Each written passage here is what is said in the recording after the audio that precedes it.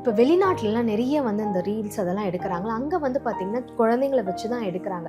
அதில் இன்ஃப்ளூயன்ஸ் ஆகி தான் இப்போ நம்ம ஊர்லேயுமே நிறைய அது மாதிரி வருதோன்ற மாதிரி எனக்கு. பிகாஸ் மணி ஏர்ன் பண்ணுறாங்க. வென் அடல்ட்ஸை வச்சு ஒரு ரீல்ஸ் பண்ணுறதை விட ஒரு சில்ட்ரனை வச்சு ரீல் பண்ணால் அந்த இடத்துல அது நிறையா வியூஸ் போகுது. இது யூடியூபாக இருக்கட்டும், எந்த ஒரு பிளாட்ஃபார்மாக இருக்கட்டும், மணி ஏர்னிங்க்கு ஒரு பிளாட்ஃபார்மாக, எஸ், ஒரு சோர்ஸாக வந்து அதை வந்து பார்க்குறாங்க. அண்ட் அதை வந்து அவங்களால செய்ய முடிய மாட்டேங்குது.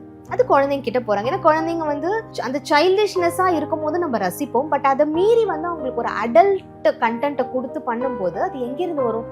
அந்த குழந்தைக்கு தெரியுமா?